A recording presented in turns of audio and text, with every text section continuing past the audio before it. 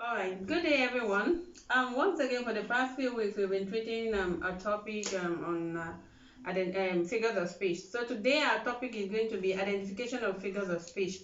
That means we're going to learn, we're continuing from where we stopped, we're going to learn how to identify some figures of speech in poems. So if we're able to identify them in a poem, I am sure you'll be able to identify them too in compositions, in your comprehension passages, in summaries, wherever you are asked to tell the type of figures of speech underlined. So the essence of this topic today is for you to be able to say, this is the figures of speech you've been able to identify at a particular time, for you to even know what you are reading and for you to be able to put name to the figures of speech you identify. All right, now I'm going to use this poem from our English textbook, that's the New Concept English for JSS3, page 163. If you're using the new version, and if it is the old version, it's going to be from page 162 through 165 or 168. So just check from 162 to 168 where you have literature and practice exercises. So I am picking the practice the poem on the practice page of 163 of the new textbook now, which is Rejoice. The title of that poem is Rejoice. So we have rejoice and shout with laughter. Throw all your burdens down. If God has been gracious as to make you black or brown, for you are a great nation, a people of great birth. For where will spring the flowers if God took away the heart? I've only been able to write 2 stanzas on this board right now. But the next one I'm going to put it up when I finish with this one. So once again, we have this poem, Rejoice. Now we want to identify the figures of speech in this poem. Now, how do you go about that? You have to start line by line. Remember, we have treated some figures of speech like personification, rhetorical questions, metaphor, simile, onomatopoeia, oxymoron, paradox, assonance, synecdoche, and the like. So today, what we want to do is try to find out which one is actually, the ones that are able to print out from this poem. At the tip of your finger, you'll be able to bring up from your knowledge. Then you know you're good at identifying your figures of speech. No, let's start from this. Let's start from the rhyme. You know, a rhyme is when we have internal rhyme and we have end rhyme. You have initial rhyme, internal rhyme, end rhyme. Now, your initial rhyme is when the first sounds, when the sounds at the beginning of lines rhyme together. That's your initial rhyme. The internal rhyme is when you have particular words in between the lines rhyming, sounds coming together rhyming. That is internal rhyme. Then end rhyme is when you have some words with their sounds at the end, the last sound at the end of each line coming up together rhyming. That is internal rhyme. Now let's end rhyme. Sorry. So we have rejoice and shout with laughter.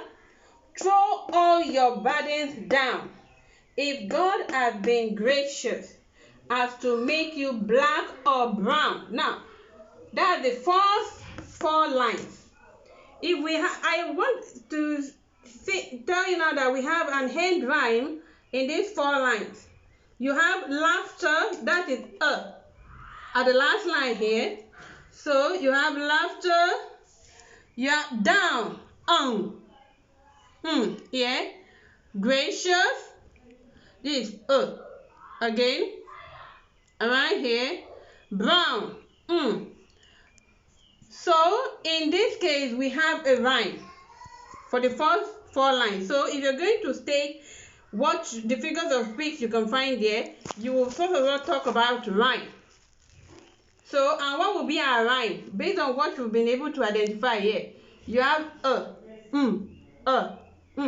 That means we have A, B, regular rhyme here. We have a regular rhyme at the end here. So that's the first thing we have been able to identify here. There is regular rhyme at the end of the line, the first stanza.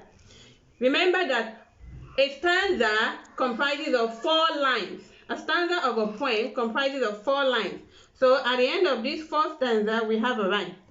So there is regular rhyme for the first stanza. Now let's go to the second stanza. We have, for you are a great nation, a people of great birth. For where will spring their flowers if God took away the hearth? Good. Now let's look at the end sounds of the last words in nation, birth, flowers, hearth. Nation. What is the sound we have here? We have sound sh here, nation or sh. Either one of these sound. Birth. You have the voiceless schwa for birth. Flowers. Hearth. Voiceless too. So this does not rhyme in this. We don't have a regular rhyme for the second stanza. Because this is sh, this is this is this is also this one and this has made it an irregular rhyme because they do not come together. That's for the second stanza. Now, the third stanza, which is throw all your burdens down,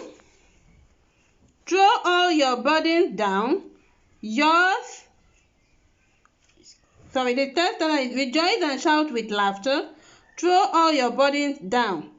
Yours is glorious heritage if you're black or brown.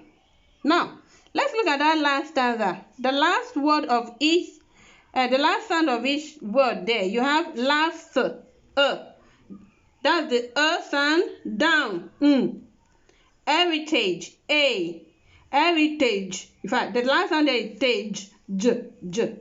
The sound there is j, brown, So we also have an irregular rhyme here. So I'll put it up for you to understand it better now. This is the sound I'm talking about here in laughter. Let me write it up here. In laughter, you have laughter. The last sound there, And in down,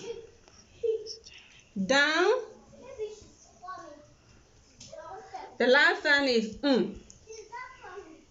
heritage,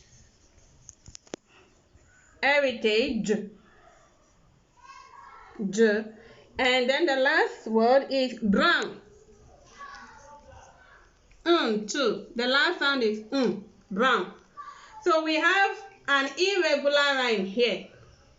That means the only stanza that rhymes is the first stanza. So the first thing you will identify in this poem, Rejoice. The first thing, the first figure to identify in this poem, Rejoice, is that it has an irregular rhyme. That is one. So in Rejoice, we have an irregular rhyme.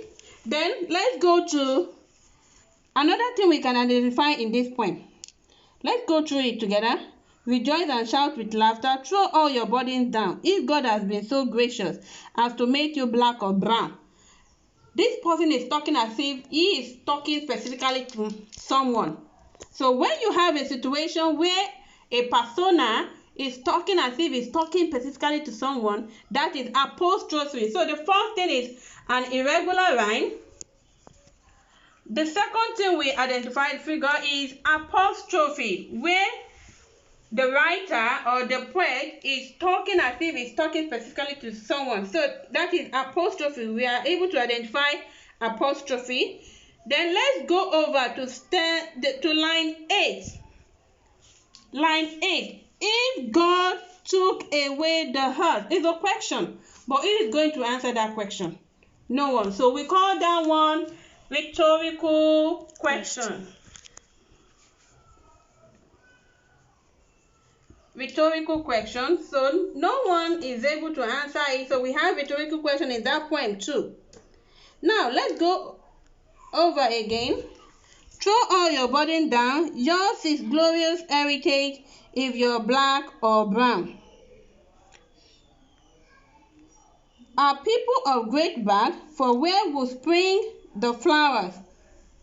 If God took away the heart, rejoice and shout with laughter.